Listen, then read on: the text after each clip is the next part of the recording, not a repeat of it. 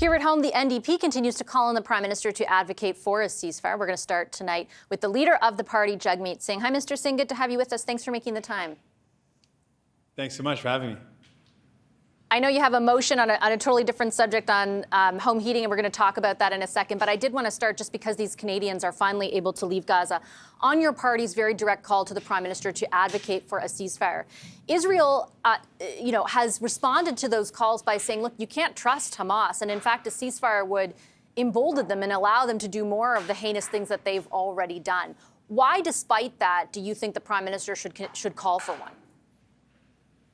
I just want to acknowledge that I think we're close to the 1 month anniversary of the horrific attack on Israel, one of the worst attack on Jewish people since the Holocaust. And I've spoken with Canadian Jewish community members, some who are Israeli Canadians, who've got loved ones that were kidnapped.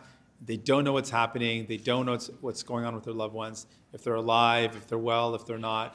So I heard the pain in their voice, and I know there's still ongoing rocket fire and threats to communities in Israel. I also have seen the horrible images coming out of Gaza, the bombing and the death of children and family members crying for the loss of loved ones. I just want to see the violence stop. And I join the call of many other folks. I've been very vocal on this for a number of weeks now. The head of the United Nations, the World Health Organization, the Vatican, diverse voices that have all said, we just want to see a stop to the violence, save lives, and that's why we're calling for a ceasefire. But in addition, and equally important, we also need to see a release of all hostages to make that happen. And I certainly understand what you're vocalizing there. Anybody, I think, watching what's going on is really, it's upsetting to see innocent people affected in either scenario. But I guess I circle back and I'd like to know, on behalf of Canadians, are you advocating for a break in the hostilities? So, for example, hostages can get out, or more foreign nationals, more civilians, more aid to get in? Or do you want the fighting to stop altogether? Because that is essentially asking Israel to stop defending itself against that attack and the threat that Hamas continues to pose. We laid out a number of things that we're asking for. One of those is absolutely a ceasefire, specifically humanitarian aid to get into Gaza, a release of all hostages, part and parcel with this ask as well. We just want to see a path towards peace.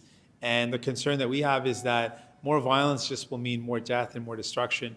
I understand the real concerns of Israel when it comes to Hamas, a terrorist organization that inflicted a serious injury and harm directly to the people of Israel, killing thousands of people. That's horrible. That's horrific. And the ongoing violence, though, is also really heartbreaking to see. And it's a painful thing. It's very difficult.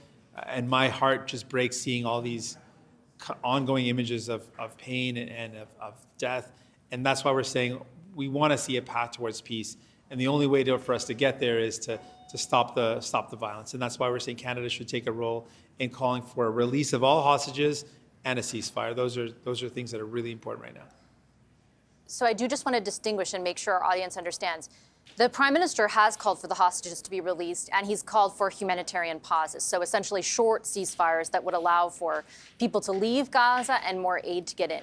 You're not calling for that. You're calling for him to go beyond that for a complete end to the hostilities? We're calling for a ceasefire, and that has been our position.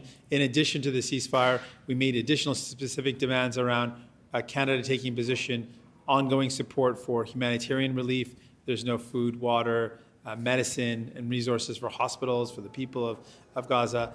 We couple that with understanding the real threat that Hamas poses to Israel, and that's why we're saying we need to see the hostages released. We understand the pain that entails, and we also see the ongoing violence continuing to cause so much death and destruction, and why we're calling for a ceasefire. And I certainly don't want to discount that violence and that destruction.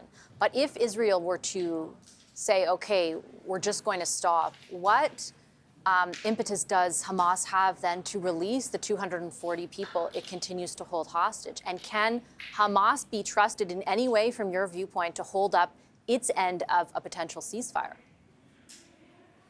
The targeting of Hamas is something I completely understand. What we're seeing, though, is a lot of innocent lives that are being lost. And I don't think that is what was envisioned in targeting Hamas, that so many innocent lives would be killed. And that's our concern. And that's why we're saying, given so much the scale of loss of innocent lives being lost, innocent lives being killed, that given that, there has to be a change in the approach. And that's why we're calling for a ceasefire. Okay, I want to move on, Mr. Singh, and talk about your motion. So you've got this motion that essentially is asking for the GST to be removed from home heating.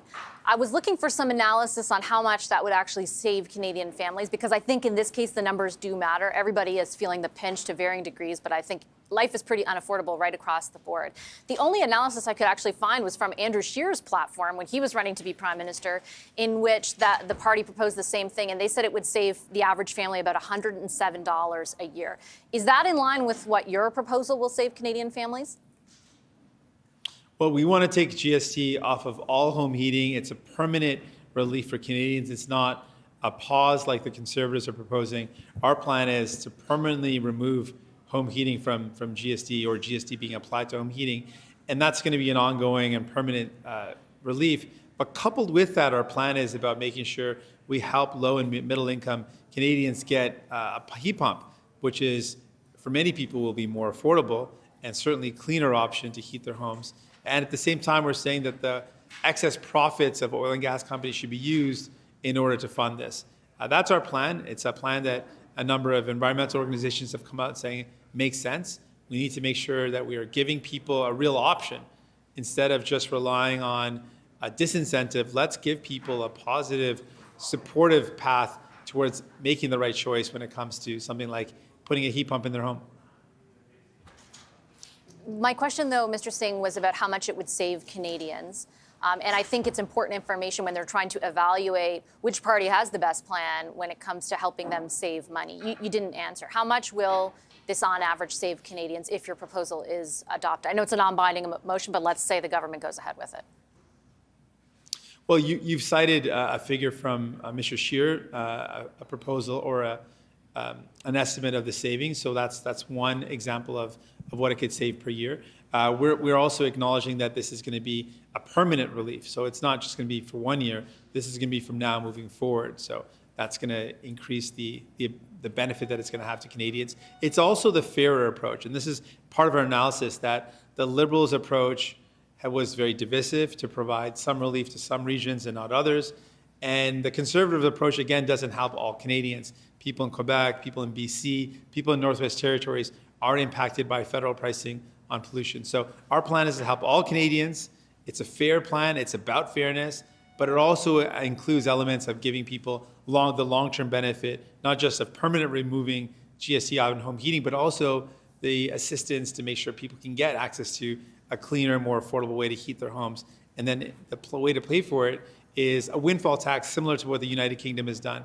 And so that's our plan in its totality. So do you have the support, do you know, of, I think it goes to a vote tomorrow, do you have the support of the Tories, for example? You supported their motion. Do you have other opposition parties? What kind of support do you gauge you have going into that vote? Well, this is a challenge I put to Pierre Poilievre and to the Conservatives. Were they just playing games when it comes to giving people relief, or are they serious about giving people help? If they're serious about it, then they would support our motion. But my suspicion is that they're too beholden to big oil and gas lobbies, since half of the governing body of the Conservative Party is made up of lobbyists for greedy CEOs and big corporations, particularly the oil and gas sector, that they will not be supporting this motion because they don't have the courage to stand up to big oil and gas companies making record profits. Even though a Conservative government in the United Kingdom brought in a windfall tax, the Conservatives here in Canada are so beholden to the oil and gas sector that they're not going to support it, is my suspicion. And the Liberals, what about the government? The Liberals have doubled down on their divisive plan that pits regions against each other. And so we'll see if the Liberals are in favor of that divisive approach, or our approach, which is about fairness, which is about ensuring that every Canadian gets some relief for this cold winter coming up and gets a break, because we know people need a break. If you can't get the government to support you on this bill, I'm going to circle back to a question you got earlier today about whether or not the deal with the Liberals stays intact or whether you kind of abandon it and go on a vote-by-vote basis. I was thinking of the things, you said today that you still want to keep pushing them. That would let them off the hook if you abandoned the deal. If you can't say tonight that they're for sure going to support your affordability measures, they have no detail attached to pharmacare, which they pledged. They're not going to meet their carbon, their climate goals. They won't extend their most recent affordability measure to other heat sources. They have refused to levy the excess wealth tax that you're pushing for.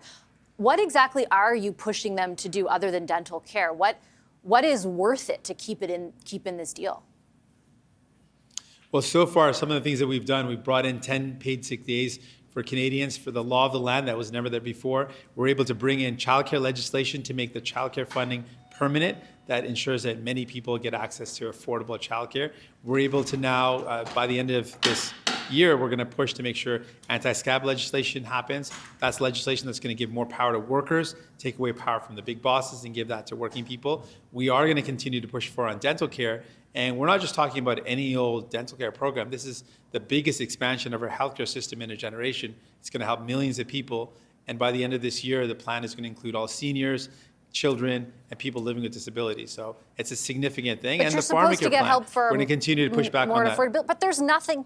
But with respect, Mr. Singh, there's nothing on pharmacare. The premiers yesterday said we have not a single detail from Ottawa. You're supposed to, in this deal, have a plan in place and legislation, all that stuff by the end of this year into next year. None of it is there. Like, that's not it. What is the effectiveness? What we're going to get, what our plan, what we forced this government to do was to bring in a legislative framework. That's what has to happen this year. And in subsequent years, there'll be the bulk purchasing plan as well as what the formulary is. Those are subsequent years. By this year, it's the legal framework, and we're continuing to use our pressure to make that happen. But let's be clear, none of this would have happened but for us. We've made historic changes in terms of protecting workers with paid sick leave. We've made historic changes to legislation around childcare. We're making the biggest expansion of our healthcare system in a generation with dental care. We're helping millions of people out with just 25 seats. We've made some of the biggest gains that our party has ever made for people to make people's lives better. We've concretely done that. We've changed the Sustainable Jobs Act to include workers being at the table. We brought in place tax rebates for incentives to clean energy that are tied to prevailing wages. For the first time ever, incentives to encourage good jobs or to encourage jobs in our country are tied to making sure those jobs are good wages and good jobs. We've made significant changes and lots more to do. None of these things would the Liberals have done but for the fact we forced them. And they would love to be let off the hook and not deliver on dental care. They would love to not deliver on anti-SCAB legislation or pharmacare. We're not going to let them off the hook. These are significant things that are going to benefit workers, and we're not going to back down. Oh, okay, Mr. Singh, I have to leave it there. I'm out of time. I appreciate your time. Thank you so much. Jagmeet Singh is the leader of the NDP. Thank you.